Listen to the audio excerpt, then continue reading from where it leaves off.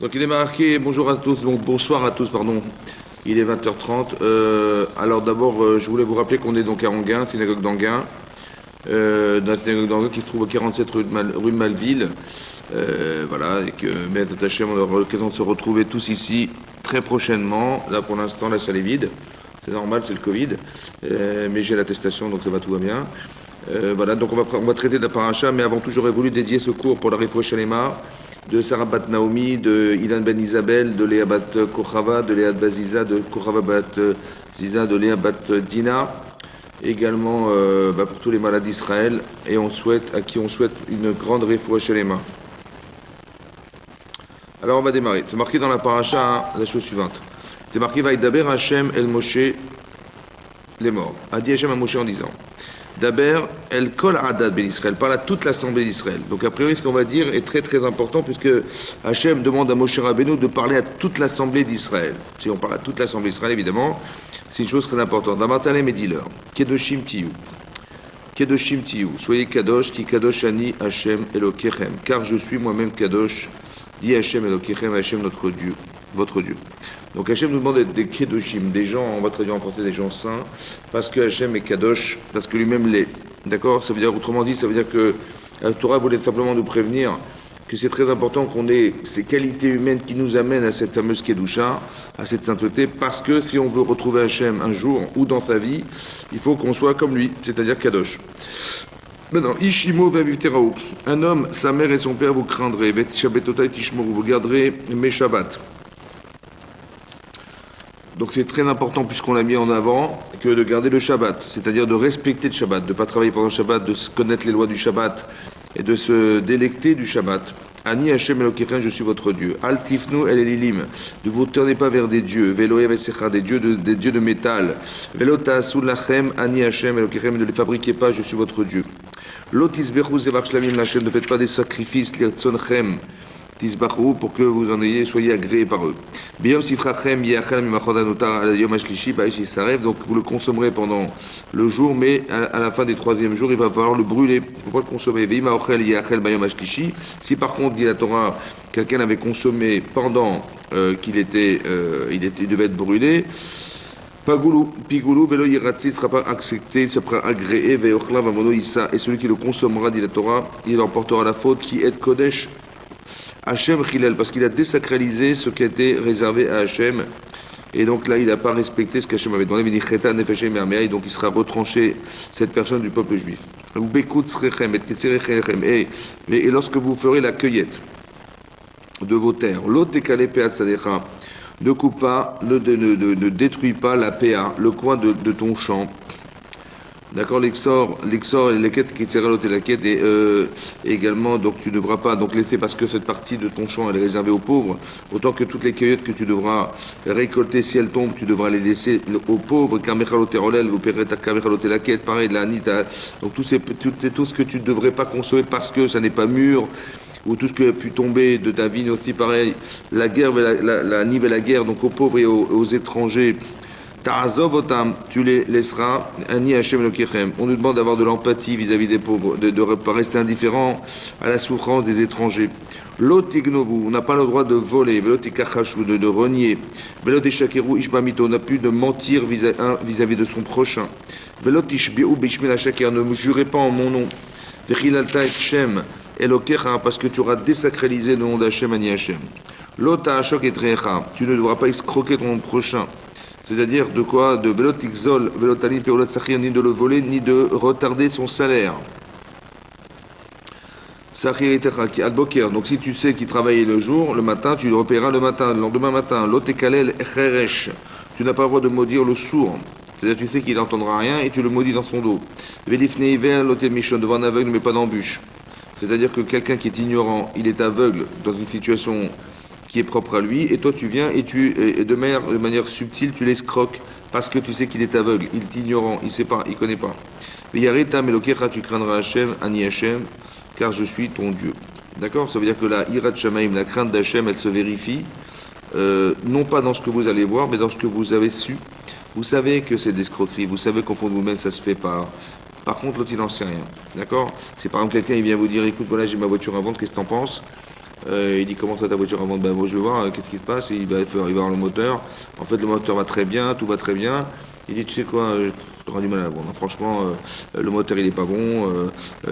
Tu verras que si tu fais un contrôle technique, c'est catastrophique. Tu vas avoir des frais énormes. Il vaut mieux la vendre, mais bon, allez, écoute, je sais pas moi, bon. En fait, elle vaut 10 000 euros, mais bon, il va dire, écoute, allez, 2 000 euros, c'est bon, on fixe l'affaire et puis je te ferai, tu verras que tu me remercieras parce que 2 000 euros, c'est bien payé. En fait, l'autre est complètement ignorant, il ne connaît rien en mécanique, il ne connaît rien en voiture et donc devant un aveugle, il lui met une embûche en lui faisant croire soi-disant qu'il fait une affaire alors qu'en fait le pauvre il a tout perdu.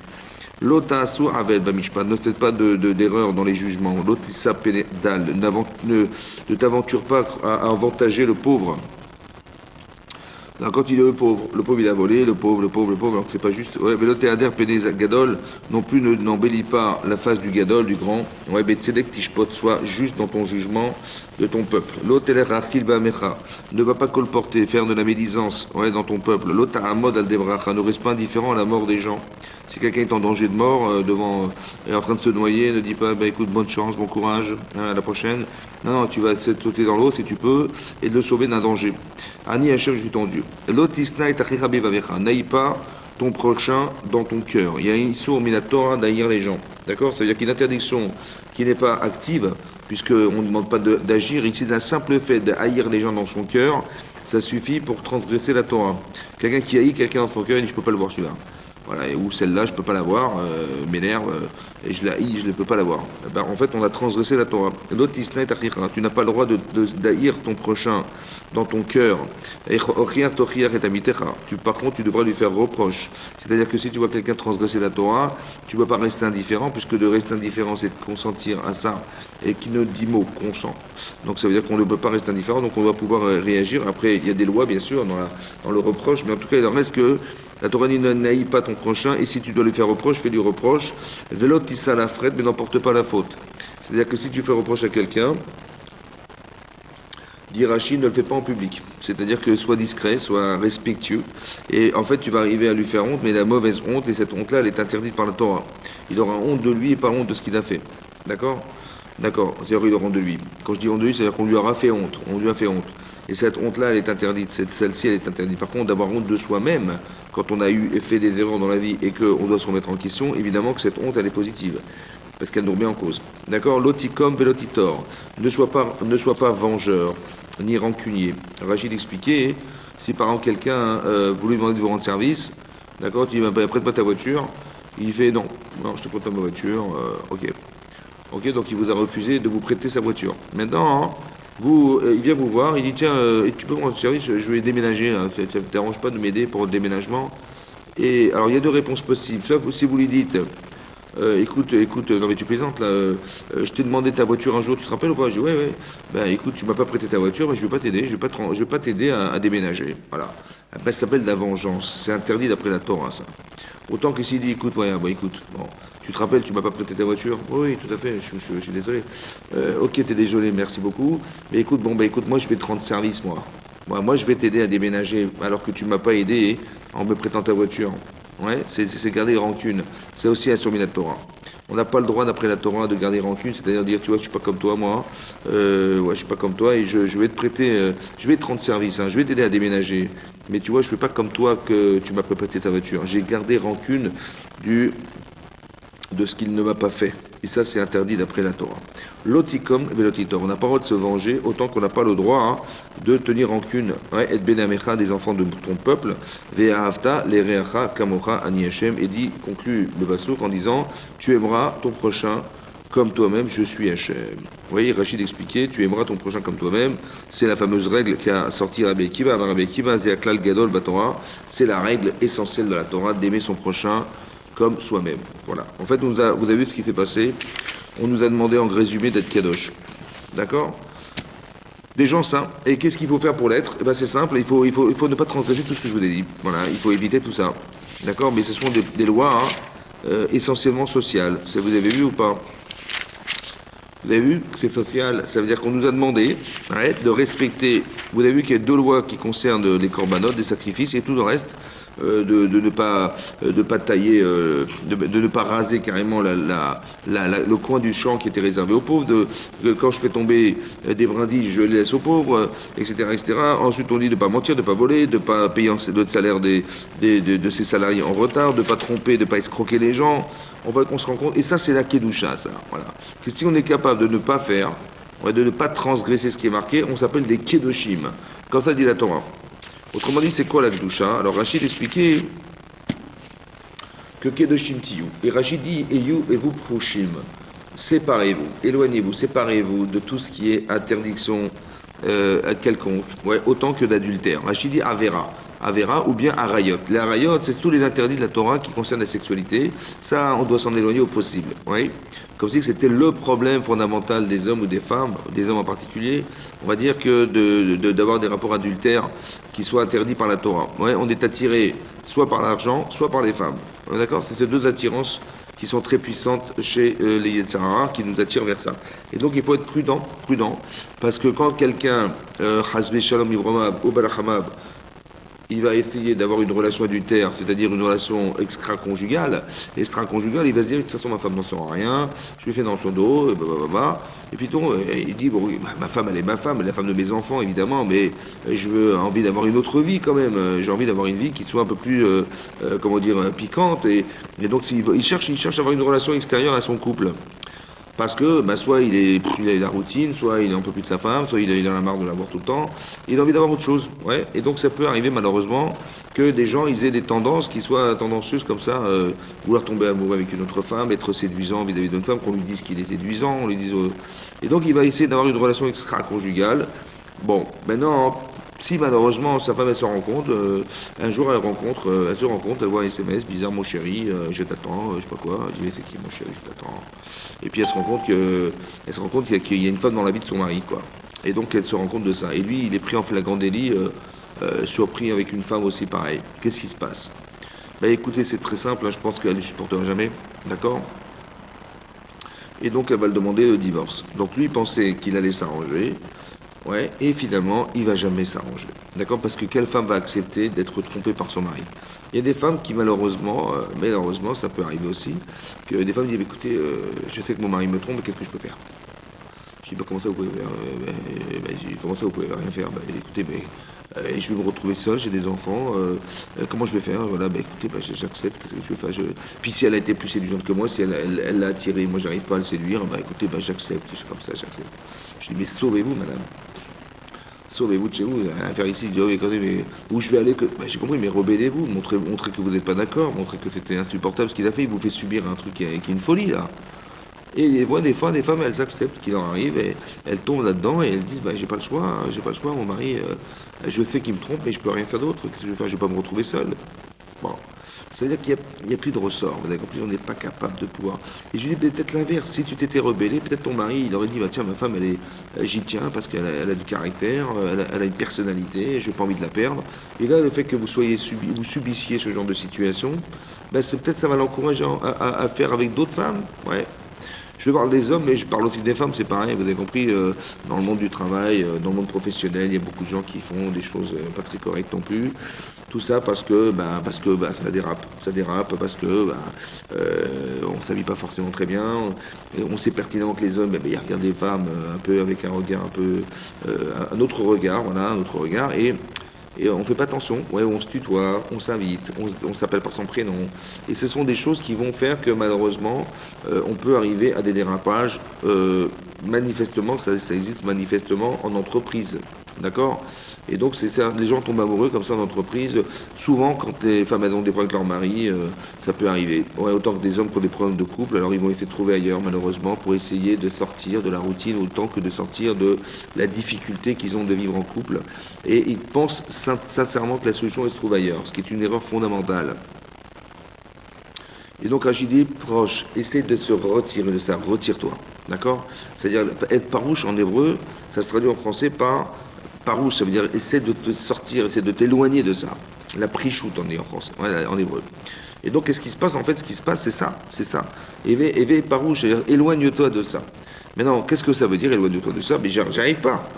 Vous avez compris, le problème, c'est qu'il y a des jeunes qui n'ont pas de limite, d'accord? C'est-à-dire qu'ils n'ont pas de, comment dire, on va dire que c'est normal, ils vont dire que c'est normal. On a tous une petite copine avant le mariage, on n'en a pas qu'une, on a une quinzaine, une vingtaine ou une trentaine. L'autre, elle dit, bah, si j'ai pas de copain, je suis la petite nulle de l'école. Ou alors l'autre, elle va sortir, si j'ai pas de copain, je me suis seul, il faut absolument que j'ai un petit copain, etc. En fait, ce qui se passe, c'est que ça va très loin, parce que des fois, ça va jusqu'à la relation, très souvent. Et donc, qu'est-ce qui se passe? En fait, le problème, tu me dis, bah écoutez, c'est la vie, c'est comme ça, il faut avoir des relations dans le mariage, ça fait partie de la séduction entre garçons et filles, on peut pas y échapper, c'est comme ça. On se protège pas de ça. Je dis, ok. Alors, ce qui est bizarre, c'est que la Torah l'interdit. Pourquoi la Torah l'interdit? C'est bizarre, on dirait que la Torah est démodée, la Torah elle est un peu moyenâgeuse, on va dire comme ça, ouais. Comment ça fait que la Torah interdit une chose pareille alors que ça fait partie de la vie courante? On vit comme ça, vous comprenez? On a tous son petit copain, sa petite copine, c'est comme ça. Pourquoi c'est interdit? Alors c'est interdit, je pense que d'abord la première raison fondamentale, c'est la suivante. Il faut savoir que dans toute faute, il y a une influence. Dans la faute influente, ça veut dire que la personne qui va transgresser la Torah, c'est jamais neutre. D'accord? Donc c'est-à-dire que le désir de la Avera, si la Torah dit c'est interdit d'avoir de relations avant son mariage, c'est interdit. Une femme, elle doit se protéger de ça, un homme, il doit se protéger de ça. Pourquoi c'est interdit? Pourquoi c'est interdit? Parce que quand on a déclenché ce désir et qu'on est tombé dans l'accoutumance à ce désir, ça fait partie de son existence. Alors, ben, j'ai envie de séduire. Voilà, j'ai envie d'être séduit, j'ai envie de séduire, j'ai envie qu'on me dise que je suis belle, j'ai envie j'ai envie qu'on me regarde, j'ai envie que. J'ai compris. Le problème, c'est que tu dis, bon, et quand tu vas te marier, mais quand je vais me marier, Chas Shalom, mais c'est terminé, tout ça, c'est fini, tout ça, c'est du passé. Je vais rester fidèle avec mon épouse que j'adore. Ou de dire, mais mon mari, mais Chas Shalom, c'est l'homme le plus bel homme du monde, le plus gentil, le plus. J'ai jamais trouvé mieux, donc c'est lui pour ça que j'ai épousé cet homme en particulier. Je dis, ok, donc ça s'arrêtera là, ok, y a pas de problème. Ça s'arrêtera là. Le problème, c'est qu'il se passe 1 an, 2 ans, 3 ans, 4 ans, 5 ans. Et puis déjà 5 ans, déjà quand même 5 ans, la routine, hein, vous avez compris, la routine, l'accoutumance, puis ça va pas toujours bien entre nous, et puis des fois je peux pas la voir, et puis des fois, etc., etc. Donc, mais qu'est-ce qui va se passer en fait? En fait, ce qui va se passer, c'est que le désir, il n'a pas disparu. Et donc ce désir qu'on a construit, qu'on a nourri pendant toutes ces années avant le mariage, en fait, il est là. Et comme il est là, alors il va ressurgir un jour. Et ce désir, il va ressurgir, donc qu'est-ce qui va se passer?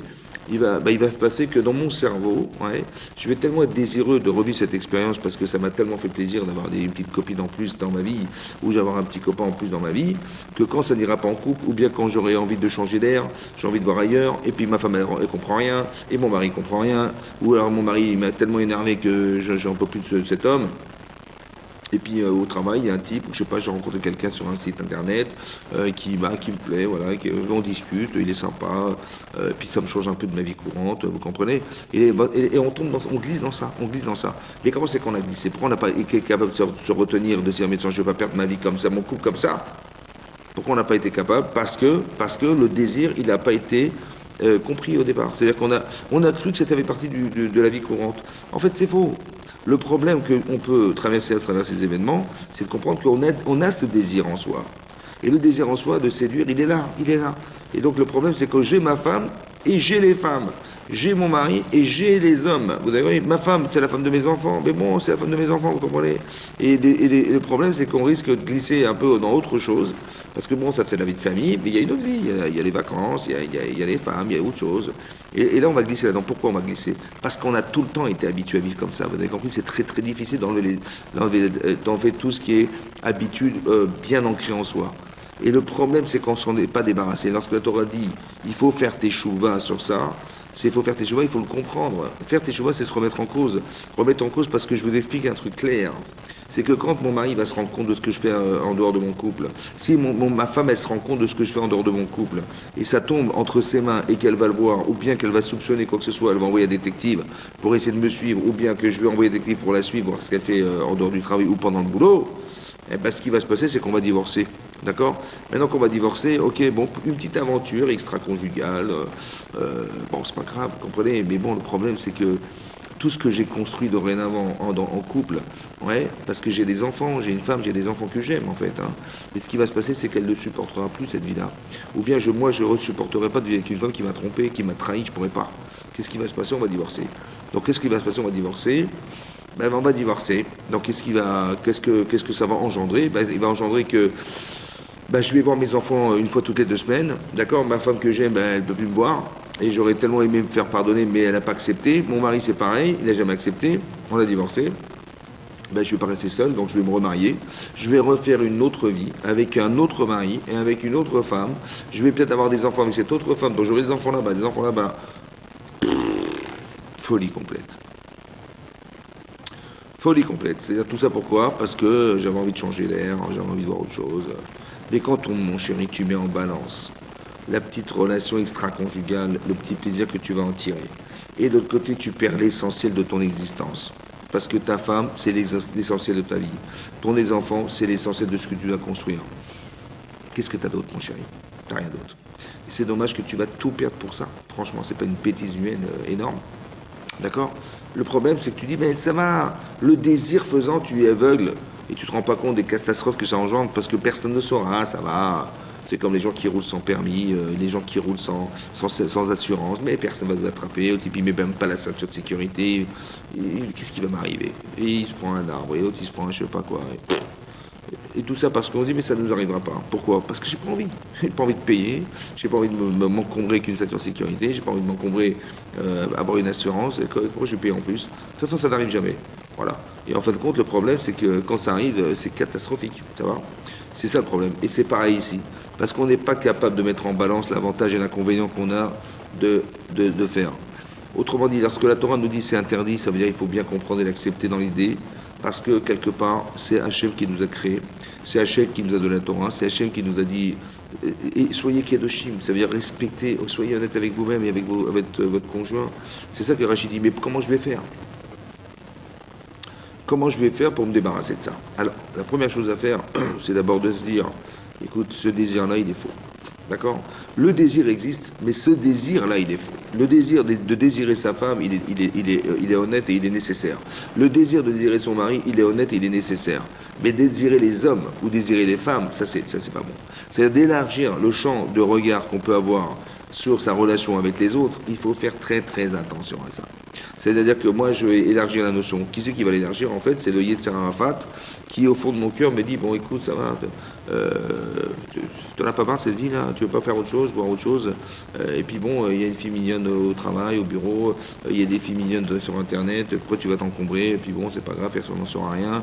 Et puis bon, ça va te changer, ça va t'aider, tu vas refaire ta vie un petit peu autrement. Voilà, tu as ta vie de famille, et puis à part ça, tu as l'agrément d'avoir une petite concubine à côté qui va t'agréer ton.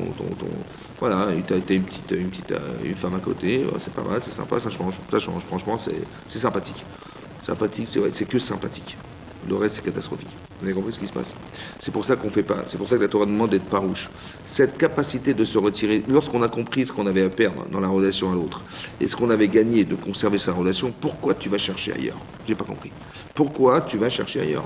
Si tu as un problème, au lieu d'essayer de séduire ton épouse, parce que manifestement, il y a des relations qui sont un peu émoussées, ou bien essayer de séduire ton mari, mais qu'est-ce que tu vas faire? Tu vas t'habiller autrement, tu vas essayer de séduire un autre homme. Mais de toute façon, ce que tu peux faire à l'extérieur, fais-le à l'intérieur. Pourquoi tu as besoin d'aller chercher ailleurs ce que tu peux faire à l'intérieur? C'est complètement ridicule. C'est même pire, c'est même plus difficile d'aller séduire un autre homme ou de séduire une autre femme que de séduire sa femme ou son mari. C'est beaucoup plus facile. Parce qu'il va nous trouver belle, il va nous trouver différente. Et ben c'est ce que tu vas essayer de faire ailleurs que tu devrais faire dehors. C'est quand même incroyable que tu vas essayer. Tu n'as pas compris que ce qui était nécessaire que tu vis, bien sûr, que la routine faisant, tu vas te lasser. Évidemment, c'est comme ça. Et c'est que comme ça qu'on change. Parce que tu te lasses. D'accord? Et la lassitude, elle fait qu'on va découvrir autre chose. On va chercher autre chose. Bah oui, mais pas autre chose ailleurs. Autre chose chez toi. Tu vas pas manger des pâtes tous les jours. Donc qu'est-ce que tu fais? Bah tu dis, dorénavant, on va manger au restaurant. Non, si tu veux manger autre chose que les mêmes, cherche des recettes qui vont te permettre de manger autre chose. Tu vas pas manger, évidemment. Et combien de millions de recettes existent parce qu'on était lassé de manger la même chose? Mais c'est pareil, c'est comme ça qu'on évolue. Donc si Hachem, il a fait en sorte que, effectivement, on se lasse des choses, c'est parce qu'on voudrait absolument, ça fait partie des éléments essentiels de l'existence, que de voir se renouveler, de voir autrement, de voir autre chose. Regardez les gens, comment vivaient les gens au Moyen-Âge, avec des vêtements simples, avec des huttes, des maisons complètement livrées au vent et aux tempêtes. Aujourd'hui, on est au Hachem, bien équipés, on a l'électricité, l'eau courante, et parce qu'on en avait assez d'avoir froid, on en avait assez d'aller chercher de l'eau dans un puits, Et on était lassé de cette situation, et donc on a réfléchi, on a trouvé des moyens de pouvoir de vivre avec un confort beaucoup plus important que ce qui se vivait à l'époque. Et parce que le fait de devoir être en souffrance, ouais, ça permet de renouveler et d'améliorer son existence. C'est évident, c'est comme ça. Ouais. Et donc c'est ce qu'on espère, c'est ça qu'on dit. Soyez farouches, essayez de vous soutirer de ça. Ouais. Pourquoi c'est marqué que je suis Kadosh? Parce que c'est clair et net que la différence fondamentale entre un animal et un homme, entre un animal et un être humain, c'est quoi la différence fondamentale entre les deux? La différence fondamentale, eh ben, que l'animal, il ne sait pas se retenir. Ben, quand il a faim, il va jusqu'au bout. Ça veut dire qu'il a faim, il va être d'une cruauté exceptionnelle. Parce qu'il faut vouloir tuer un animal et le manger cru comme ça, en l'égorgeant ou bien en l'étouffant. Il faut être fort quand même. Mais bon, il n'a pas de retenue. Pas bon, est-ce que ça se fait pas. Il n'y a pas de morale. Il n'y a pas donc de retenue chez un animal. Donc ça veut dire qu'il n'a pas de gdoucha. Il n'a pas cette capacité que nous avons de réfléchir et de se dire est-ce que ça se fait pas. D'accord? On a un savoir-vivre que les animaux n'ont pas. Donc on a un cerveau, on a un cerveau qui nous permet de réfléchir et qui nous permet de se dire est-ce que ça se fait ou ça se fait pas. Mais pas en tant qu'animaux, en tant qu'être humain. Ça veut dire qu'on a un cerveau, on a une moralité, on a des lois qui permettent de gérer nos existences et de faire de nous des êtres pensants, autant que des êtres qui sont capables de résister, ouais, de résister à ce qui ne se fait pas. La prichout, la capacité de résistance, cette capacité de résistance, c'est ça qui définit l'être humain. D'accord? Essentiellement. Parce que sinon, sinon on est des animaux. Hein, ouais. C'est-à-dire que soit tout ce qu'on voit, ça nous attire, ouais, ou alors on va avoir des instincts animaux. C'est-à-dire quoi, instinct animal? C'est-à-dire que on va vouloir se défendre, ouais, on va vouloir manger, boire, dormir, voilà ce qu'on fait toute la journée. D'accord? Donc ça fait dommage. Il y a des choses que tu dois faire, mais des choses que tu dois te refuser à vivre. Ouais. Ça se fait pas. Il y a des choses que tu dois pas faire. Tu dis mais ouais, mais je m'ennuie chez moi. Donc j'ai trouvé une copine, j'ai trouvé quelqu'un. Et puis bon, c'est en cachette. Écoutez, c'est sur Internet. Personne n'en sait rien. C'est dans mon je l'ai appelé Jean-Marc. Ouais, alors que c'est Sophie. Ouais. Elle s'appelle Philo. Son nom de famille c'est Philo et son prénom c'est Sophie. Philosophie. Elle est très intelligente. Elle fait de la philosophie. Et donc, c'est ça. Et donc, vous avez compris, bon, elle s'appelle. Donc, elle a changé son prénom. Ben, ça ne rend pas compte, mais bon, c'est bizarre que Jean-Marc, il lui dit ma chérie, bisous, bisous, à demain. Bisous, bisous, à demain, c'est bizarre, quoi. Et donc, c'est ça, il faut faire attention à ça. Il faut faire attention à pas tomber. Il faut être farouche. C'est-à-dire être capable de se séparer de ce genre de choses qui sont dramatiques. Autant que la Avera. Là, on parle de sexualité, mais il y a aussi la Avera en général. Ouais, on ne gagne pas à mentir toute sa vie. On ne gagne pas à escroquer les gens toute sa vie. Un jour, on est rattrapé. Évidemment, c'est comme ça par la police. On est rattrapé par. À quoi ça sert d'envisager d'utiliser son intelligence au service de quelque chose qui n'a pas d'avenir. Ouais. Il y a des gens très intelligents. Ils vous ont fait le coup du président. Voilà. Mais quelle intelligence, mais c'est un artiste le type. Vraiment, franchement, le coup du président, il s'est fait prendre pour le président de la banque et il a réussi à il a détourné de l'argent sur un compte. Mais c'est un acteur le type, c'est extraordinaire. Mais c'est dommage qu'il ait mis son intelligence au service de la bêtise. D'accord? Il dit mais je les ai tous roulés. Ouais, je les ai tous roulés, tous magouillés, tous dans la farine. Mais je suis une intelligence exceptionnelle. Je suis un génie, voilà, je suis un génie. Mais pourquoi t'as mis ton génie au service de la bêtise, au service de la limite, au service de quelque chose qui n'a pas d'avenir? Si simplement tu pouvais utiliser ton intelligence au service de l'avenir. La Avera n'a pas d'avenir. La faute n'a pas d'avenir. De quelle faute? Tout ce que tu lis dans la Torah, tout ce qui est interdit, ça n'a pas d'avenir. Qu'est-ce que tu as été mettre ta tête là-dedans? Ouais, l'escroquerie, le CO2, les machins, toutes les magouilles. À quoi ça sert? Ouais, à quoi ça sert? Au pire, c'est-à-dire que tu n'as tellement pas d'empathie vis-à-vis de ce que tu voles, ouais, que tu es capable de vivre comme ça. C'est-à-dire, mets-toi à la place de ceux qui ont été escroqués. Ouais, comme les gens, il y a des gens qui faisaient comment ça s'appelle,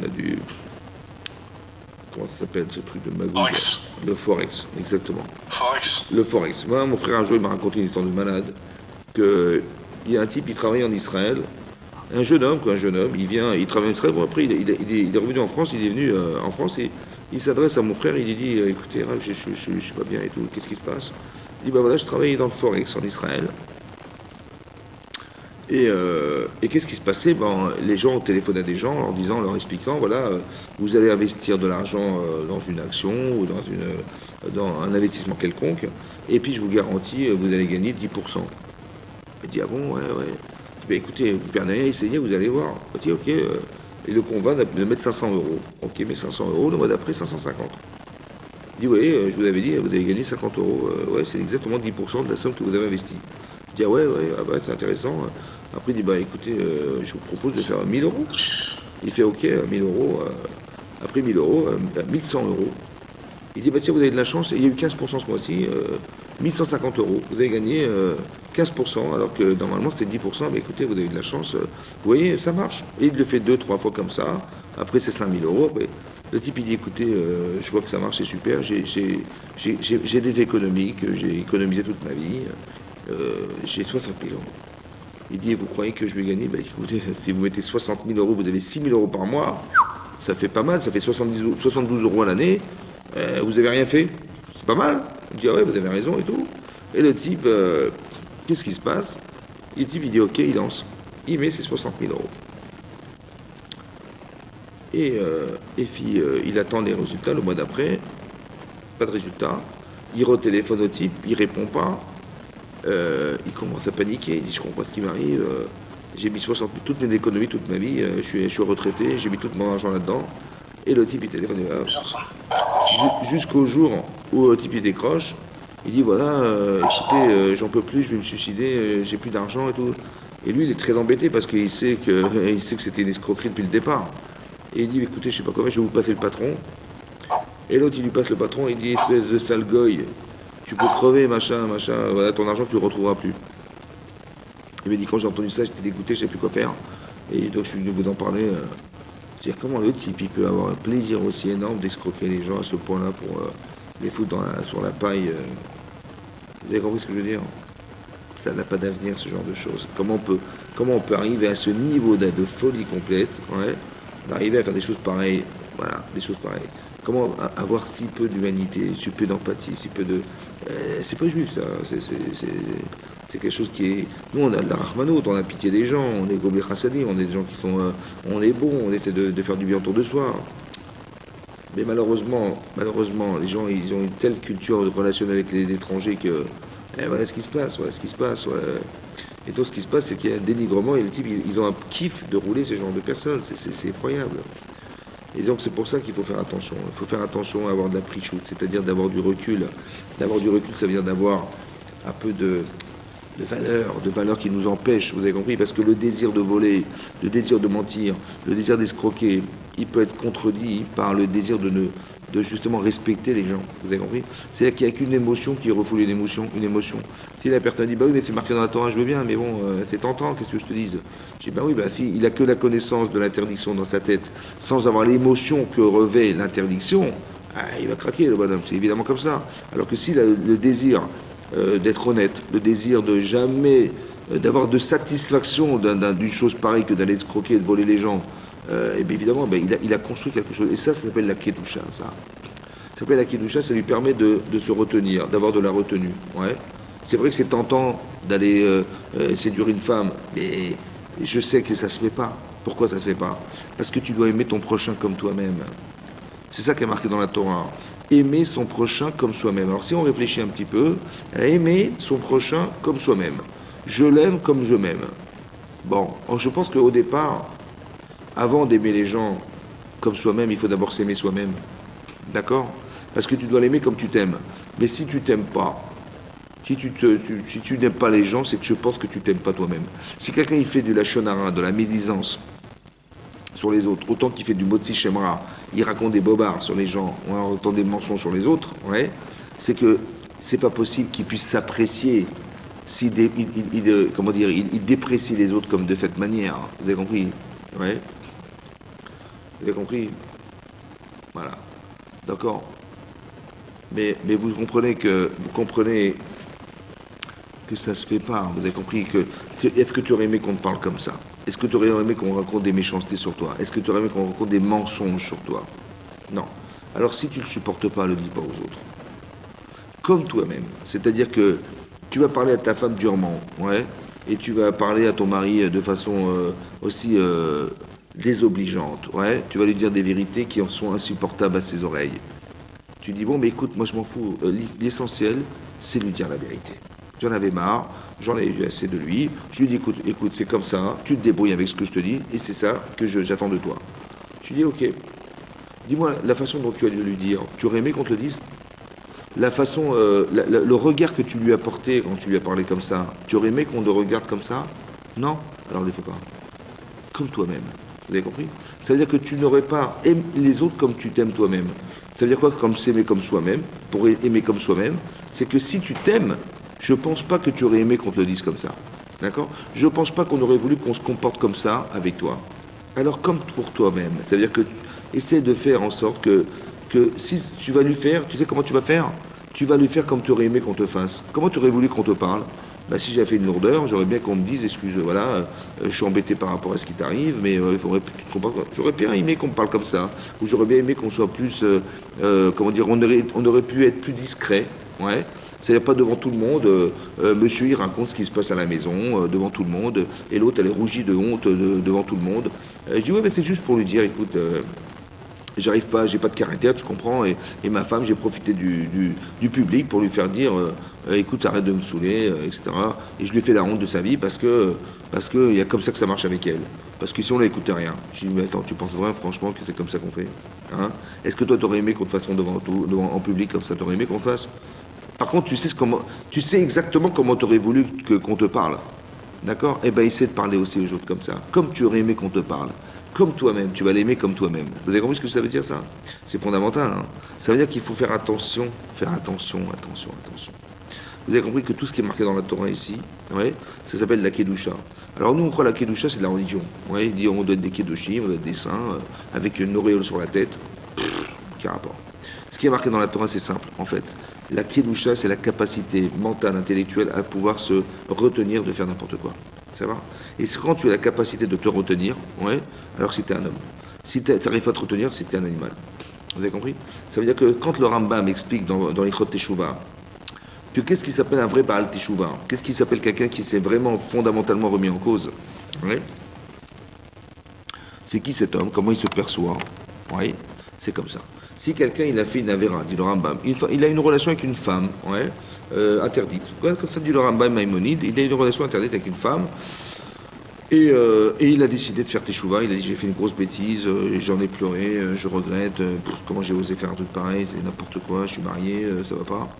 Et ok, qu'est-ce qui se passe, dit le Rambam, il se retrouve dans une situation similaire, c'est-à-dire que il se retrouve avec elle, ouais, isolé avec elle, avec les mêmes forces physiques qu'il avait lorsqu'il a fauté, dans le même environnement, c'est-à-dire le même lieu, le même endroit, avec autant de capacité à pouvoir refaire la Vera. Et lorsqu'il s'est isolé, donc il était vraiment tenté, il est encore amoureux d'elle, et quand bien même, il se refuse à elle, et il se sauve. Il dit ça, c'est un Baal Tshuva Gmora, ça. Vous avez vu que le vrai Baal Tshuva, c'est pas celui qui va tout à coup ne plus aimer quoi que ce soit, il va vouloir se torturer le cerveau, penser qu'il a fait une grande avéra. C'est vrai que c'est grave ce qu'il a fait, c'est très grave ce qu'il a fait. Mais maintenant qu'il a eu la capacité à dire non, c'est là qu'il a vu qu'Hachem l'a pardonné. Vous avez compris ça? Comment je sais qu'Hachem a pardonné ma faute? Moi, je ne monte pas dans le ciel pour aller vérifier. Ouais.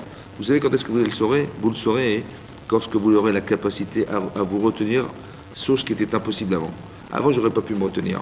Donc, mais pourquoi? Parce que la faute est tellement grande, est tellement puissante, est tellement désireuse à l'intérieur de moi-même que c'est très très difficile de me priver de quelque chose que j'ai envie.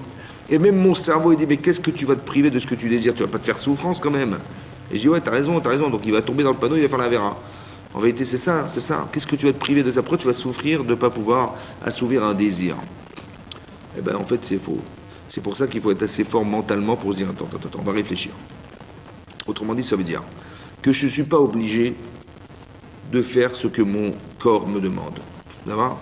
Des fois, je peux réfléchir et me dire, est-ce que ça vaut le coup? Ouais. C'est comme si mon corps, il a envie de manger, je sais pas moi, du chocolat, des bonbons, des glaces, des viandes grasses. Voilà. Mon corps, il adore les entrecôtes. Et si je pouvais manger tous les jours, matin, midi et soir, mais je kifferais ma vie, de manger des pizzas, de manger des pâtes au fromage, quel kiff, je kifferais. J'ai compris, mais bon, tu vois bien que tu auras du mal à passer par la porte. Ouais, après, tu as un volume tellement énorme, tu vas être obèse. Il va falloir faire des travaux chez toi, ça va te coûter de l'argent, c'est dommage, franchement dommage. Ou alors tu te dis, ouais, bon, c'est vrai que C'est vrai que c'est dangereux. J'ai pas envie de tomber crise cardiaque, j'ai pas envie d'avoir des problèmes de santé. Donc, bon, est-ce que je suis obligé d'écouter ce que mon corps me demande? Est-ce que je suis obligé de réaliser tout ce que mes désirs me demandent? Ben, des fois, tu peux réfléchir en disant, mais c'est dangereux. Ouais. C'est pas parce que c'est bon que c'est bien. Non. Tu peux te dire, c'est vrai que c'est bon, mais c'est pas forcément bien. Et donc, qu'est-ce que tu vas faire? Eh ben, tu vas dire, ben, écoute, stop. Ouais. On n'a pas besoin d'aller voir un médecin pour nous dire qu'il faut arrêter un jour. D'ailleurs, oui. Il faut se dire, comme les cigarettes, le type, il fume un paquet, deux paquets, trois paquets. Après, ça fait 1 an, 2 ans, 3 ans, 10 ans. Et on lui dit, au bout de 20 ans, on lui dit, écoutez, monsieur, il faudrait vous calmer. Il dit, comment ça me calmer? Alors, regardez, voilà vos poumons, on a fait des radios, voilà vos poumons. Ah, pardon, c'est quoi cette tache noire, là? Bah, c'est votre poumon, monsieur. Waouh! Ah, ils sont tellement infectés. Ah oui, oui, oui. Ah oui, d'accord. Bon. Mais c'est parce que je fume un paquet par jour. Ah bah oui. Alors qu'est-ce que je peux faire, docteur? Bah, il faut arrêter de fumer. Ah oui, il faut arrêter. Bah, attendez, mais vous rigolez. Arrêtez de fumer, arrêtez de fumer. Et dites-moi, et si je fume une cigarette par jour, ça va? C'est-à-dire que le type, il va négocier ce qu'il tue, quoi. Il veut dire, et si je fume une cigarette, ça va? Mais je n'ai pas compris. Tu es en train de te tuer. Ah, mais je peux plus m'en passer. Ah, j'ai compris, mais il va réfléchir à un jour s'arrêter, là. Si tu veux continuer à vivre, il faut s'arrêter. C'est-à-dire que quand vous demandez aux gens pourquoi tu fumes, il dit, bah, ça me détend. Ça me détend. Ou alors je suis très nerveux et quand je fume, ça me calme. J'ai compris. Donc le seul moyen que tu as trouvé pour te calmer, c'est de fumer, quoi. C'est-à-dire que tu mets ta vie en péril pour te calmer. Razak au balour. Razak. T'as pas trop autre chose. T'as pas trop autre chose. Il faut que tu fumes pour te calmer, ouais. Ouais. Il y a des gens qui se droguent pour se calmer, il y a des gens qui. Mais j'ai compris, mais t'es pas obligé d'écouter ton cerveau. Ton cerveau, pardon, il n'est pas obligé d'écouter tout ce que tu lui proposes. Il peut réfléchir et se dire, écoute, là, ça va pas. Tu as le droit de te dire, je crois que c'est pas la bonne solution. Donc ton cerveau, il ne sert pas seulement à réaliser ce que tu désires, mais ton cerveau, il sert aussi à réaliser, à prendre conscience, à analyser ce que tu désires. C'est à ça aussi qui sert ton cerveau, à analyser ce que tu désires. Et lorsque tu l'analyses et tu te rends compte que finalement ça t'amène à des catastrophes, tu vas te calmer, ça va? Vous avez compris ça? C'est ça. La Kedusha, c'est d'avoir la capacité mentale à se dire, je réfléchis, je me dis non, c'est pas bon. J'ai envie de braquer une banque, je sais que ça va me prendre 6 mois pour bien détecter, savoir comment ça se passe à l'intérieur, etc. Mais quand je vais rentrer, je vais prendre tout l'argent qui s'y trouve, je serai l'homme le plus riche du monde. Et si je réussis, mais je vais réussir, c'est sûr que je vais réussir. Je vais faire un hold-up de folie. Ouais, il y a des gens qui font des BTS banque. Il y a des gens qui font des BTS hold-up. Voilà, ils font des hold-up, ils gagnent leur vie, ça leur pris 10 minutes, ils rentrent dans la banque, ils braquent tout le monde, ils tendent un pistolet sur la tempe de la caissière là-bas, au guichet là-bas, et le type il part avec l'argent, il s'en va, il est milliardaire, Baruch Hashem. Je dis Baruch Hashem. Bon. Mais vous avez compris le problème? C'est qu'il croit qu'il a gagné, il a réussi sa vie, le pauvre. Il dit tous les gens qui ont ramassé cet argent toute leur vie, et moi je viens en 10 minutes, j'aurais tout pris, mais vraiment je suis d'une intelligence, Rabotin, c'est extraordinaire. Je lui dis Razak. Je lui dis maintenant où tu vas? Il dit ben voilà, je rentre chez moi, ça y est, je vais m'acheter un yacht, je vais m'acheter la plus belle maison que j'ai rêvé d'avoir. Razak. Ah bon, tu penses vraiment que tu vas te la payer? Ouais, mais je pense que tu t'es trompé là. Écoute la radio. Ouais. Bah, tu as remarqué qu'on parle d'un type qui a braqué une banque à tel endroit et qui est recherché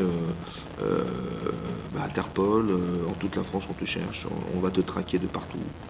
Et je pense qu'on va te retrouver un jour. Ah, non, on va pas te retrouver, je vais changer mon nom, je vais changer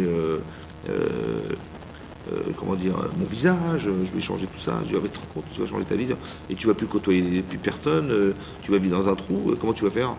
Ben, en attendant quoi? Mais c'est toute ta vie qu'on va te traquer, mon vieux. Toutes les nuits, tu vas pas dormir de la nuit, hein, parce que le matin, tu peux te faire attraper à 6 heures du matin, ils vont venir te chercher, et puis tu vas faire de la prison. Et tu crois que tu crois que as gagné. Le problème, c'est que tu avais envie, c'est vrai, Razak, tu avais très envie, et que tu pouvais pas te passer de ce désir d'être riche. Très bien. Mais il y a une façon d'être riche, et il y a une autre façon d'être riche. Mais tu as choisi la mauvaise manière. Tu aurais pu analyser, et on dit, c'est marqué, Ezeu Chacham, tu sais qui c'est qui est intelligent? Un Roet Anolad, celui qui voit ce qui va naître.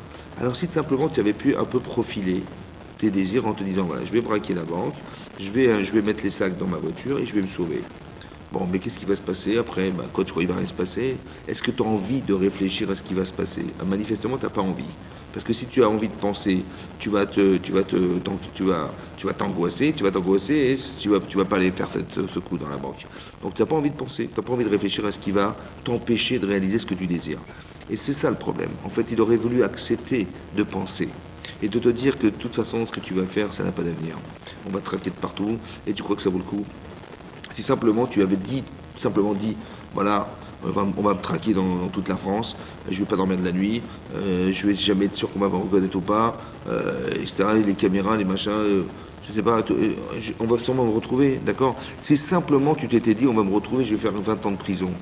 20 ans de prison. Est-ce que tu l'aurais fait? Bah, je dis non. Mais je l'aurais jamais fait. Alors pourquoi tu ne l'as pas réfléchi? Bah, je pouvais pas, j'avais pas envie. C'est ça le problème. C'est qu'en vérité, mon cerveau est au service de mes désirs. Si c'est comme ça, mon vieux, t'es foutu. Il faut que ton cerveau il soit indépendant de tes désirs. T'as envie, mais tu penses. Et quand tu penses à ce que tu vas faire, et quand tu penses à ce que tu vas perdre, c'est là que tu vas commencer à comprendre. Ton cerveau, il ne te sert pas seulement à réaliser ton désir, il sert aussi à analyser ton désir. Ouais. Tu as envie de tromper ta femme, ok. Est-ce que tu crois que tu vas gagner quelque chose? Mais tu vas perdre l'essentiel de ta vie. Tu veux tromper ton mari, ok. Mais tu crois qu'il va supporter? Jamais. Donc tu vas être obligé de divorcer. Et vas-y, amuse-toi maintenant. Allez vite toute seule, allez, va te remarier avec 3 enfants et va te remarier avec tes... Parce que tu en avais marre de cette situation, Razak. Comme le type, il a envie de se calmer, hein, il va fumer, l'autre il a envie de je sais pas quoi, il a envie de changer d'air, il va se droguer, l'autre il va... Mais tu n'es pas obligé de suivre ce que tu penses, ton désir, tu peux analyser ton désir, est-ce que ça vaut le coup? L'addiction, c'est grave. Il y a des gens qui sont interdits de rentrer au casino, tellement ils sont devenus fous de gagner. Ils pensent qu'ils vont récupérer de l'argent qu'ils ont perdu, mais jamais mais on récupère jamais l'argent qu'on perd, puisque la probabilité de gagner elle est déjà tellement faible. Ah, t'as gagné une fois, tu crois que tu vas gagner toute ta vie? Tu peux pas réfléchir que la probabilité que tu gagnes elle est tellement faible que c'est sûr que tu vas perdre. Ah, c'est vrai que le gain il est important, c'est vrai, Razak, le gain est énorme. Mais la chance que tu auras de la gagner, elle est tellement faible que tu vas perdre plus d'argent que tu risques d'en gagner. D'accord? Donc si ça avait un peu réfléchi à ton désir, tu l'aurais évité. D'accord? C'est marqué l'oticum et l'otitor. On n'a pas le droit d'avoir de rancune. On n'a pas le droit d'être haineux, d'être vengeur, vengeresse. Assour, interdit. La vengeance. Mais ça, c'est dans le cœur. L'otisnaï tachira bebavecha. Tu n'as pas le droit d'avoir de la haine vis-à-vis d'autrui. Autant que tu n'as pas le droit de tenir rancune vis-à-vis d'autrui, autant que tu n'as pas le droit. Mais ce qui est étonnant, hein, c'est même pas verbal, c'est ressenti. C'est-à-dire que dans ton cœur, tu ne dois pas ressentir des choses pareilles. Ça doit être étranger à ta relation à toi-même. C'est-à-dire que si tu dis, mais je vais me venger contre cet homme, il m'a fait ça, ou contre cette femme, ou contre ce... Je vais venger. Comme il y a des gens, ouais, ils ont mal vécu leur mariage, ouais, et qu'est-ce qu'ils font? Eh bien, il dit, voilà, elle m'a fait souffrir, eh ben, je ne donnerai pas le guet. Voilà, elle n'aura pas son acte de divorce, et elle peut crever, je ne donnerai rien du tout. D'accord? Je dis, mais attends, j'ai pas compris. Vous n'êtes pas arrangé. C'est pas grave, chacun vit sa vie. Ça n'a pas fonctionné. Je comprends, mais pourquoi tu te venges? Tu tiens rancune et tu te venges en ne donnant pas le guet à ta femme et tu vas la faire souffrir. Il y a des gens il y a des femmes qui attendent depuis 15 ans leur guet et ils disent qu'ils ne donnent rien du tout. Il y a des fois même aucune pression qui est faite contre eux pour essayer de les dissuader de donner le guet. Vous imaginez, c'est une catastrophe. Tout ça parce que haineux, parce que jaloux, parce que je sais pas quoi, parce que bêtise. Vous avez compris? On fait souffrir parce qu'on nous a fait souffrir. Vous avez compris la bêtise humaine. Mais si tu étais un peu Yirishamaïm, un peu de crainte d'Hachem, et tu vois que c'est marqué Méphorage dans la Torah, explicitement marqué, tu ne dois pas te venger. Tu ne dois pas avoir de rancune. C'est-à-dire que si je ne dois pas, au moins j'ai cette kedusha de me dire, je ne peux pas avoir de rancune. Donc soit je m'arrange avec elle, soit je me dis, je m'explique en me disant, mais je ne veux pas faire un sale coup comme ça, ouais, de me venger d'une manière ou d'une autre. C'est pas beau, pas beau. C'est comme l'oticum et l'otitor. C'est dans le cœur. Pourquoi c'est dans le cœur? Parce que tout ce que vous allez faire, c'est déjà dans le cœur. Tout ce que vous faites, c'est ce que vous devez désirer faire. D'accord? Et donc ce que je désire, c'est déjà dans le cœur. C'est pour ça que la Torah fait très attention à ce qu'on ressent. L'oticum et l'otitor, tu n'as pas à avoir de rancune vis-à-vis d'autrui, ni d'avoir de te venger contre les gens. Pourquoi? Parce que quand je me venge, ou quand j'ai de la rancune vis-à-vis d'autrui, ouais, je n'accepte pas quelque chose de fondamental. C'est que si ça m'est arrivé, c'est que ça devait avoir un sens pour moi. D'accord? Quelqu'un il m'a fait quelque chose, ouais. On sait pertinemment que tout ce qui nous arrive, c'est mida keneged mida, mesure pour mesure. Ouais. Ça veut dire quoi mesure pour mesure? C'est pas mécanique, c'est simplement de pouvoir remettre la personne en cause. C'est exceptionnel que je suis rattrapé par mes erreurs. Exactement pareil. Mais ça n'existe pas dans le hasard, ça. Si tu, par hasard, je sais pas moi, je sais pas moi, tu as escroqué quelqu'un, on va t'escroquer. Tu as menti, on va te mentir. Ouais. Comme si qu'on a tiré vers soi ce que nous étions soi-même. Et tu dis, ça fait partie des lois sociales. Non, ça fait partie de la Torah. C'est Hachem qui organise. Donc quand il m'arrive quelque chose, ouais, j'ai mis te rends compte, j'ai de la haine contre la personne. Parce que le premier crime de l'humanité, qui est révélateur de la haine et de la jalousie ou de la vengeance, bah, c'est Caïn et Abel. Pourquoi? Parce que quand Hachem il a créé l'homme et la femme, le premier enfant qu'ils ont eu, ouais, ils l'ont appelé Caïn. Qui c'est qui l'a appelé Caïn? Ben, sa mère. Sa mère, elle a dit tu t'appelleras Caïn, Kaniti, qui Kaniti Ishet Hachem. J'ai acquis un homme avec Hachem, avec Dieu. J'ai acquis un homme avec Dieu. Kaniti, Rachid dit que c'est la contraction de Caïn. Voilà. Ça veut dire qu'en fait, on lui a dit, depuis qu'il est né, quoi, on lui a dit, il t'appellera Caïn. Et pourquoi, maman, tu m'appelles Caïn? Parce que tu es le premier enfant né du premier couple de l'humanité. Chazak ou Baruch. Ça veut dire qu'elle lui a dit, tu es le numéro un. Ok. Donc je suis le numéro un. Et va Tosef la Lédette, elle a eu un autre enfant qu'elle a appelé Evel. Evel. Il s'appelle Evel. Evel en hébreu, ça veut dire le néant. Evel, ça veut dire Evel Avalim à Marco Elet. Ouais, tout est vanité. Evel, c'est la vapeur. C'est pas de l'eau, hein, c'est la vapeur. C'est rien, quoi.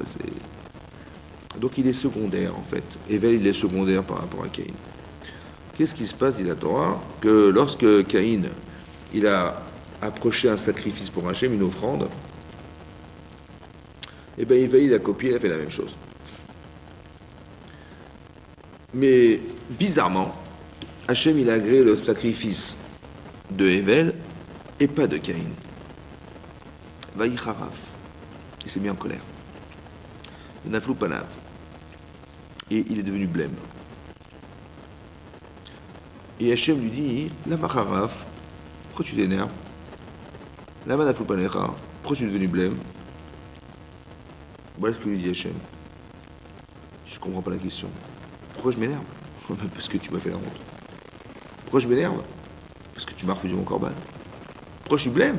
Parce que devant moi, tu as accepté le corban de mon frère. Devant moi, évidemment, j'ai eu honte. C'est qui le premier? C'est moi, c'est pas lui, non? C'est qui l'aîné? C'est moi, c'est pas lui. Et tu m'as fait la honte de ma vie devant lui, tu l'as fait devant moi. Ah, et ça m'a rendu fou. Hachem lui dit, attention, hein. Attention. Il t'étive, c'est si tu t'améliores, je te pardonne. Il t'étive. Et si tu t'améliores pas, la pétach ratatrovetz, la pétach à la porte de ton cœur, la faute est tapie. La jalousie, la haine, la rancune. Qu'est-ce qui va se passer? Ben, un jour, Caïn il va rencontrer son frère et il va le tuer. Hachem il va le voir et lui dit, il est où Evel Achicha? Il est où Evel ton frère? Il dit, Evel mon frère, j'en sais rien moi. Je suis pas le gardien de mon frère. En fait, Hachem, qu'est-ce qu'il lui a dit, Hachem?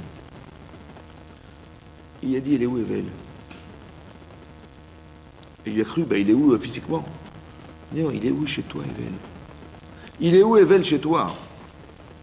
C'est-à-dire, la Kedusha. Ton frère, il a un prénom, il a une définition, il a une identité, il a une différence avec toi. Est-ce que tu as compris la différence? Est-ce que tu l'as assimilé la différence? Est-ce que tu as défini la différence? Si tu l'avais défini, c'est un enrichissement, puisqu'il est Evel et toi tu es Caïn. Vous êtes différents. On se nourrit de la différence, on s'enrichit de la différence. Pourquoi tu as voulu absolument éliminer Evel? Si tu avais vu qu'il était important pour toi, parce que c'est Evel, alors tu dis, il a des qualités que je n'ai pas. Peut-être que si on s'associe, je vais m'enrichir grâce à lui. Il est où chez toi, Evel? En vérité, c'est parce que tu l'as pas défini que tu l'as tué. Parce que si tu l'avais défini, je pense que tu l'aurais jamais tué. Autant qu'il est Achicha. Ok, tu n'as pas su définir ton frère, je comprends. Mais il est Achicha. Il est où, Evel Achicha? Ton frère. Il est où ton frère chez toi? Elle est où la fraternité chez toi? Si tu avais été fraternel, tu l'aurais tué? Non. C'est parce que la fraternité n'existe pas que tu l'as tué. Ça veut dire que si tu avais été capable de définir qui est Evel, tu te serais retenu de le tuer. Et même si tu le haïs, tu dis mais la haine c'est de la bêtise, puisque je sais pertinemment que cette haine elle détériore la relation que j'ai avec mon frère. La jalousie aussi. Vous comprenez? Il est où Evel Achicha? Il t'étif 7, si tu t'améliores. Qu'est-ce que ça veut dire quoi s'améliorer?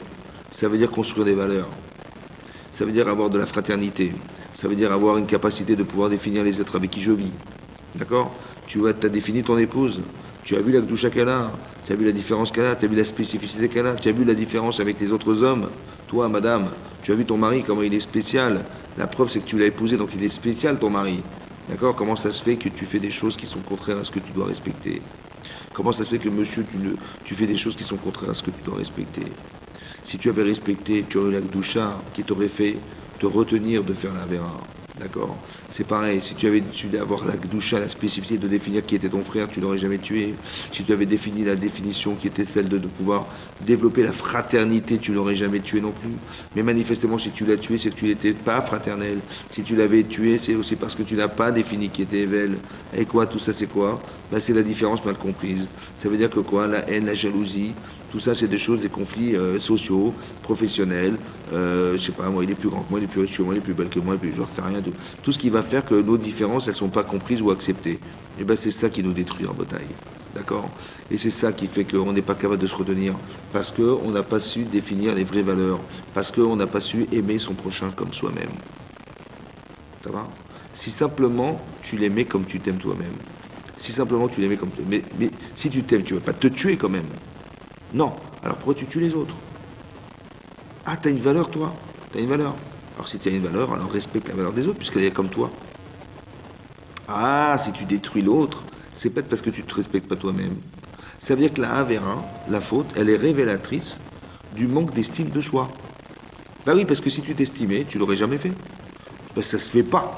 Vous avez compris ou pas? C'est comme aujourd'hui, vous avez compris? Oui. Ça veut dire que c'est très important qu'on soit capable de réfléchir. Et cette réflexion, elle doit mener à développer des notions. Et cette notion, on doit les introduire dans son cœur. Et dès qu'elles sont introduites dans ton cœur, alors on va réagir avec. Et là, on va pouvoir se battre contre ce qui est dans mon cœur, qui est lié de Serra. D'accord? Parce que lui, il va me proposer des émotions. Hein. Il va essayer de nous tromper, il va essayer de nous faire croire, il va nous faire fantasmer, il va faire... Voilà ce qu'il va faire. Mais dans le mauvais sens, malheureusement. De nous faire croire. Alors nous, si on n'a pas des valeurs fortes à l'intérieur de soi-même, des valeurs de Torah, d'Irat Shamayim, d'amour d'Hachem, alors comment vous voulez qu'on fasse? Vous avez compris? Si j'aime pas Hachem, mais comment je vais faire pour pas le trahir? Et bien sûr, je vais le trahir. Et si j'aime pas, vous avez compris? Quand on s'énerve ou quand on haït, c'est qu'on a juste oublié une chose, c'est que Hachem, c'est lui qui a créé cette situation. En fait, c'est pas de la haine contre l'autre que j'ai, c'est de la haine contre Hachem. Vous avez compris ce que ça veut dire? Quand je m'énerve, c'est pas contre la personne qui m'a fait, c'est contre celui qui me l'a apporté. J'ai juste pas réfléchi à ce que tout ce qui m'arrive a été pensé par un Kadosh Baruch Hu. C'est ça le problème. Quand Hachem me dit, mais pourquoi tu t'énerves? Mais c'est la pire des questions, là. Je dis, mais qu'est-ce qu'il a rien compris ou quoi? C'est comme si que vous étiez invité chez des amis, ouais, et vous avez un cadeau, un beau bouquet de fleurs, ouais, et vous arrivez là-bas, et qu'est-ce qui se passe?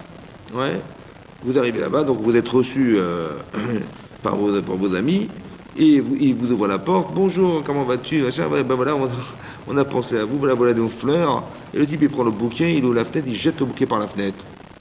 Je dis, pardon, mais qu'est-ce que tu fais là? Je dis, ben c'est pas grave, rentre. Il commence à rentrer, mais t'es fou, quoi, mais tu m'as jeté mon bouquet de fleurs que je t'ai offert. Tu m'as refusé mon corban. C'était un sacrifice, c'était une offrande que je t'ai faite à Hachem. Je dis, mais pourquoi tu t'énerves? Je m'énerve parce que tu m'as jeté mon bouquet de fleurs. T'as compris ou pas? C'est quoi la question d'Hachem? Pourquoi tu t'énerves? Je dis, tu sais pourquoi je m'énerve? Pourquoi je te pose la question? Parce que si j'ai refusé, je suis quand même Hachem. D'accord? Donc si j'ai refusé, c'est qu'il y a un problème dans ton corban. Si simplement tu avais eu l'intelligence de se dire, waouh, j'ai fait une gaffe. Si Dieu il a refusé mon corban, mon sacrifice, c'est que je vais faire une erreur. Alors je vais voir chez mon frère qu'est-ce qu'il a fait de mieux pour que lui, il ait pu accepter le sien et pas le mien. Mais tu n'as pas eu cette intelligence, tu t'es mis en colère. Mais quand tu t'es mis en colère, tu t'es mis en colère contre moi. Contre moi, Hachem. C'est ça le problème, les gens ne comprennent pas ça. Et quand tu t'énerves dans une situation, tu dis, mais à cause de lui, à cause de lui. Et j'ai compris, mais tu vois bien que Hachem, il a fait exprès de te l'envoyer pour que justement tu te rends compte de ta bêtise. Ça va? Et toi, tu t'énerves contre la personne. Ou tu dis, ah, il est bête, il comprend rien. Et donc je m'énerve. Mais s'il est bête, et que tu as l'intelligence de voir qu'il est bête, alors pourquoi tu ne proposes pas d'être intelligent? Ou d'être intelligente, puisque tu l'es, plutôt que d'avoir de l'empathie ou de la peine pour celui qui l'est pas? Comme toi-même. Ça veut dire quoi comme toi-même? Ben, si tu étais bête, tu aurais aimé qu'on te cultive. Si tu avais été bête, tu aurais aimé qu'on t'apprenne à être logique. Si tu avais été bête, tu aurais aimé qu'on t'apprenne à savoir comment faire. Tu aurais aimé qu'on te fasse. Alors pourquoi tu te moques des gens? Pourquoi tu t'énerves? Vous avez compris la bêtise? Et parce que tu ne te mets pas à la place de celui qui subit ta lourdeur. Tu ne te mets pas à la place de celui qui subit tes affronts. Vous avez compris? Parce que toi, tu sais faire, parce que toi, je sais pas quoi, et tout t'énerve, et tout t'énerve. Ça suffit, ça suffit. Il faut se mettre à la place de ceux qui vont subir ce que vous allez leur imposer. Je m'énerve, je m'énerve. C'est ça qu'il dit Hachem, mais pourquoi tu t'énerves?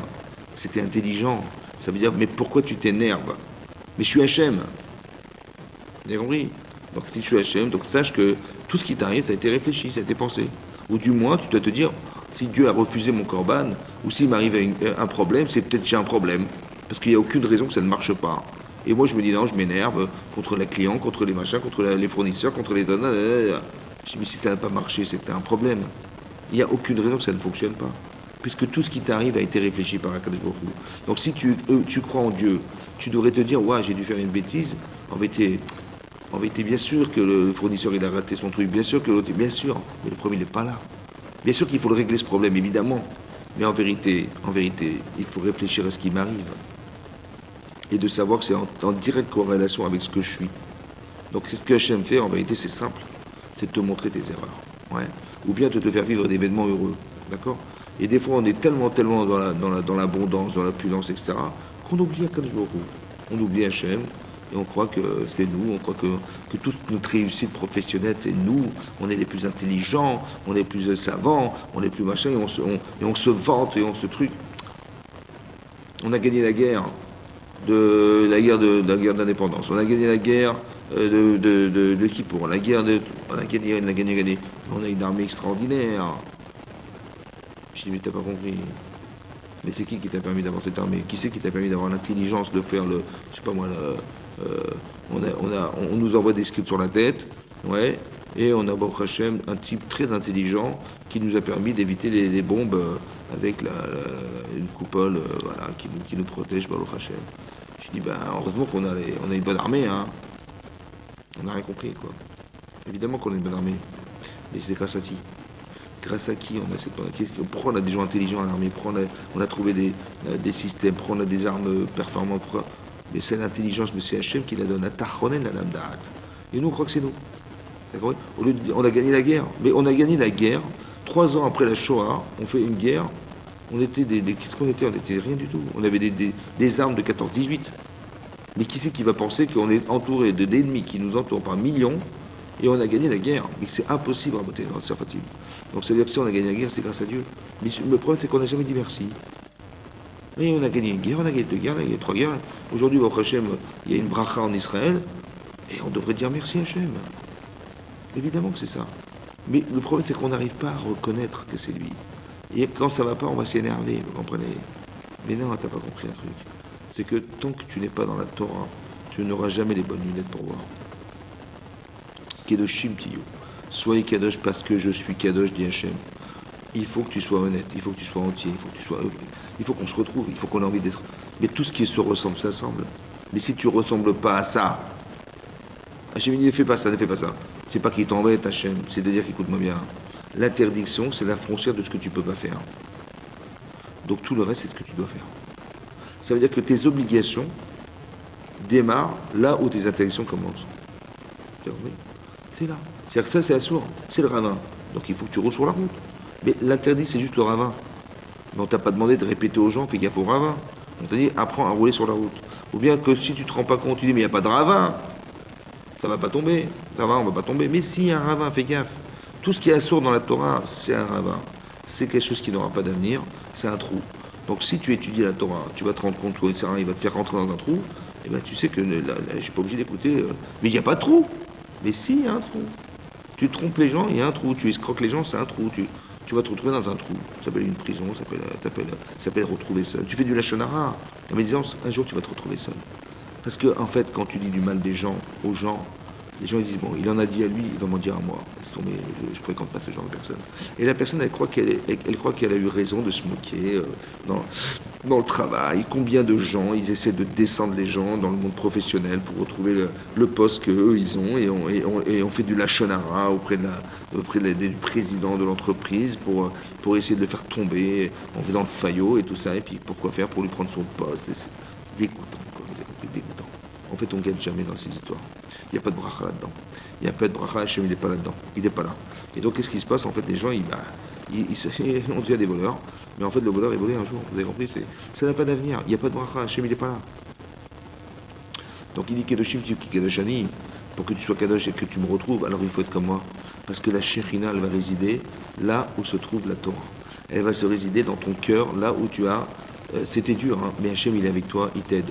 Donc quand tu dis, mais c'était compliqué, mais ne t'inquiète pas, si tu te renforces et si comment dire, tu as des vraies valeurs en toi et tu te refuses à rentrer dans le jeu de ce que te propose ton Yitzhara, tu verras qu'Hachem sera avec toi, il y aura une Kedusha, tu auras une Kedusha, tu auras la Shrina qui résidera parmi toi, Beth Amikdash, donc garde ta bouche, garde tes yeux, développe tes pensées, essaie d'être cohérent dans ta vie, essaie d'être honnête avec toi-même, essaie d'être honnête avec les autres, et tu verras que tout fonctionnera, il y aura de la bracha dans ta vie.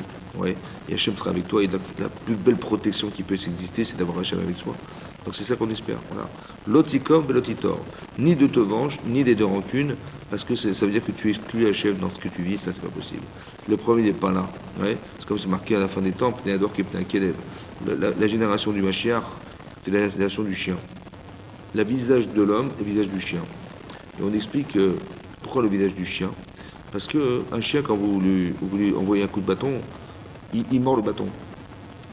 Il ne va pas mordre le maître qui tient le bâton, il mord le bâton. C'est ce qui se passe aujourd'hui. Il nous arrive des trucs, au lieu de comprendre que c'est Hachem qui est au-dessus, et nous on croit que c'est l'autre. Il dit, je vais mordre le bâton. C'est la bêtise. Vous avez compris? Donc on est Mahamine d'Hachem, on sort en force.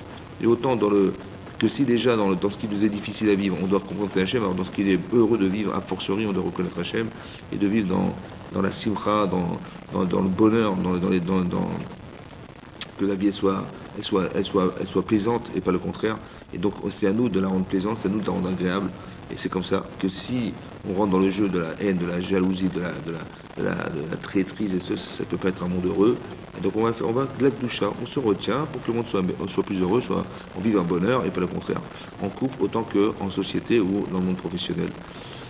Voilà, écoutez, je vous remercie de m'avoir écouté. Je vous souhaite Shavua Tov ou Mazal Tov et qu'on se retrouve un beau Shabbat Shalom aussi puisqu'on est déjà mercredi. Et je vous souhaite Shabbat Shalom et qu'on se retrouve dans la joie. Amen, amen.